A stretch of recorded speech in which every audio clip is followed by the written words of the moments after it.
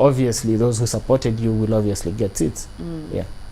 All right, let's move away from the seats and the rewards and what have you. Let's talk about something that's actually affecting people who are doing their small-scale businesses. Now, the other day, the business community was on the streets protesting the ease of doing business in the country. What has been your experience with doing business in this country? Is it difficult? And do you think they are justified to protest at the conditions that hard?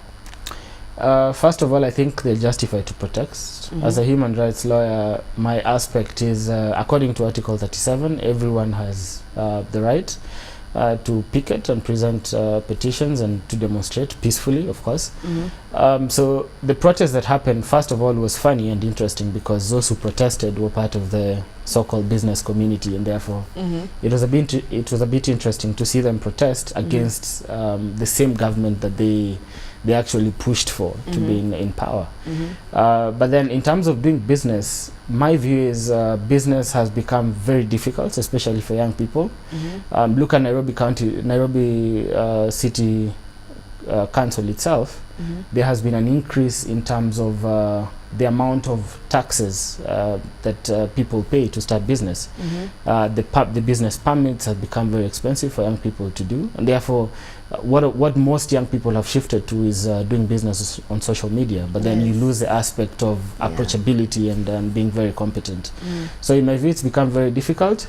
But even in the same context, look at what the Chinese have come in to do. The contract that they signed to do the SGR also allowed them to bring in goods duty-free and tax-free, which sort of kills the business that young people can do in this country. So look at Kilimall, which is a Chinese-sponsored website and platform, has definitely killed Jumia, which Jumia was, I think, a startup by young people just the other day. So right now, Jumia is suffering because Kilimall brings in goods duty-free and tax-free. And therefore, what most young people resort to is to conform to what the Chinese prefer to do. And therefore, they resort to doing phones, which, I mean, everyone has a smartphone, so you can't have 10 smartphones at any given time. And therefore, it sort of kills the entrepreneurship level that young people have. Yeah. All right. I hope they'll do something about that. In my view, Parliament needs to come clean. I'm very happy with the Mutula Kilonzo Jr. Coming up and speaking out on what the Chinese effect would cause to this country. And I hear he's trying to introduce a bill that would sort of try to bring up the Kenyan interests first before you bring the business element into works. So Kenyan interests first, that's something we should look out for. That's a priority for me. I would prefer that as Kenyans we get the best interest. If anything, if the Chinese were given tax-free to import goods tax duty-free on duty-free basis, then young Kenyans and businesses should be able to conform to some of these things. All right. Okay, I think we've exhausted that. Let's move on to another scandal, which is a bit juicy, which comes from the governors themselves. Now, there was a governor by the name of Ojamong from Busia who had been arrested over the weekend. And in response to that, the leader of the Council of Governors, Nanok, came forward and said that governors should have immunity while they're in office, not to be taken into custody just like that while they're still in office, and they deserve the immunity, which is only accorded to the president, which is the head of state. What do you think about that? Do you think they deserve immunity? I think, Hilda, the point we need to start is that we, in essence, made a mistake making the governor's positions political. In my view, the governor's positions should have been executive, where you apply for the job, you get the job, and you're accountable to the county government and the MCAs who are in the county assembly. So in terms of Nanok, who in his own right, because the Council of Governors is constituted as per the law, the County Government Act, came out protecting one of their own, which is something that is not very new in the Kenyan sense. Yes. I don't think they should be given immunity because you have an entitlement. You were voted in by Kenyans and people who believed in you, and therefore the thing you need to do is to be very integrous in terms of your work and be very accountable in terms of the monies that you hold. So when I see Nanok, who just before the handshake was guns blazing about the oil in Turkana. Yes.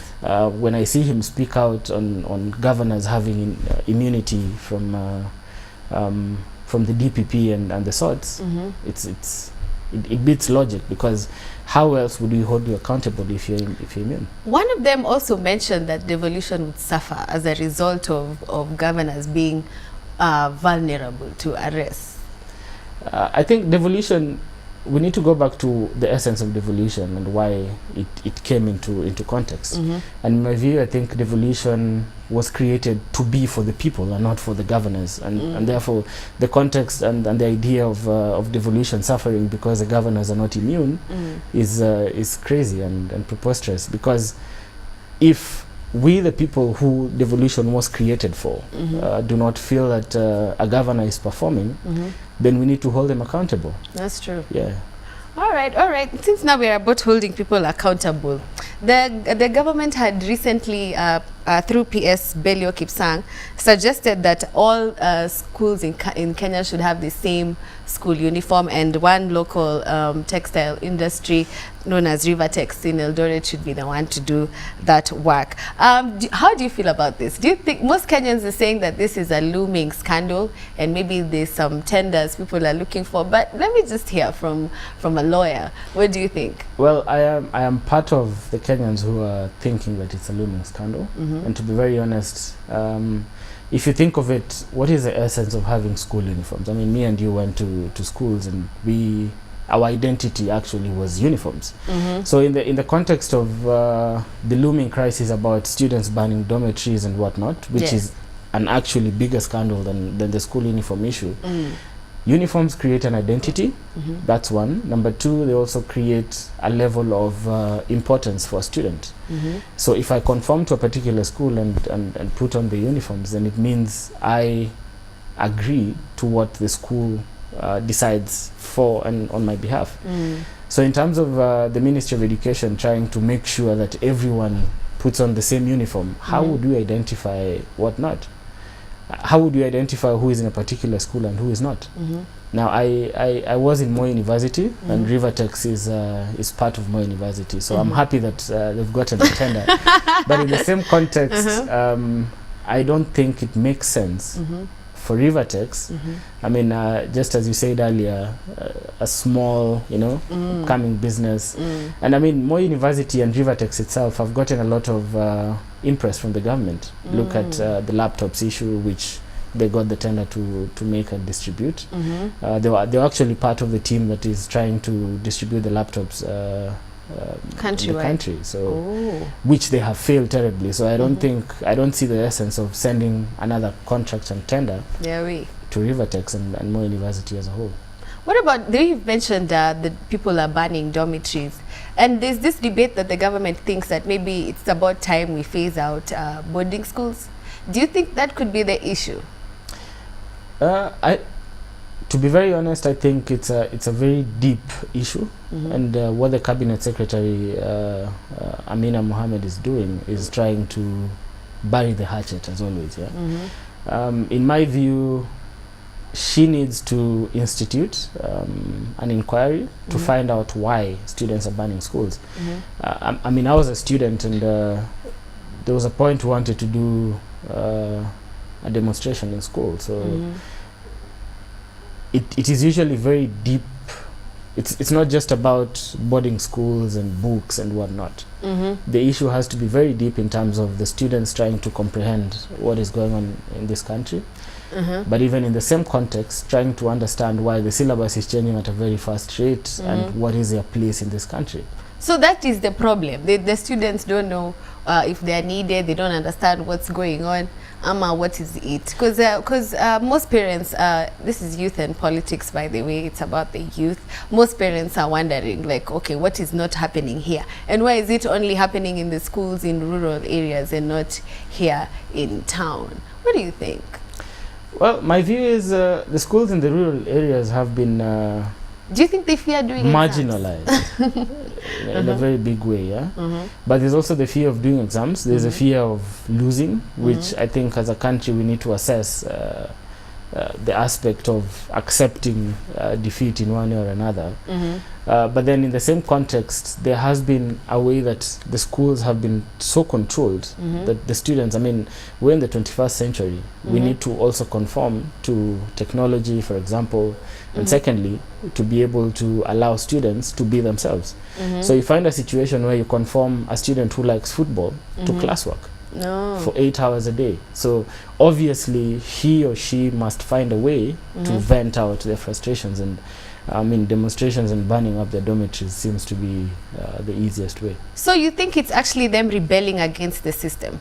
To be very honest, and in my view, I think they're rebelling against the system, and that is why I think the Cabinet Secretary for Education should be very specific as to what terms she puts across, because when you say that a student who has burnt a dormitory is guilty and cannot join university and cannot be able to get the living certificate that says good things about themselves, the student thinks about the country and wonders why, for example, the CSs and PSs that we've been talking about haven't been arrested. Why am I a criminal when there's a worse evil out there?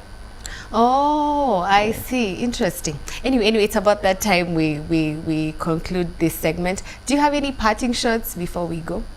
Well, my parting shot is, as a country, we need to assess the aspect of integrity within the Constitution. I think we haven't been very strong at that. But also, as young people, my aspect is, if you feel a leader is not performing constitutionally, you're able to call him or her out. You're able to even seek for them to be removed from that position or office. So we need to demand for our rights and stand for our rights. As a human rights lawyer, from where I stand, I think the government is selling us short, because we pay our taxes as young people. Every time you buy anything, there's a tax that goes to it, but the government is not performing or doing anything in that regard.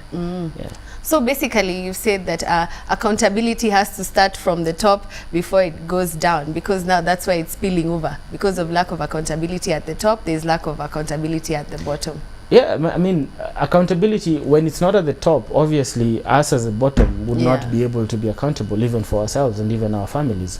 So at this point, I appreciate what the president is trying to do in terms of corruption. But even greatly what Nordin Haji is doing in the office of the prosecution. And I really hope that the politics of this country do not interfere with what he's trying to do and the intention he has for this country. All right. Thank you very much, Rob Chacha, for coming from Amnesty International. I am Hilda Wadidi, and you have been watching Youth and Politics. Do stand by. I do have a special feature coming up for you soon, next week or sometime this week. I am Hilda Wadidi. Do not touch that dial. You have been watching Y in the Morning. We'll see you again tomorrow. We do this every day from 7 to 10 o'clock in the morning.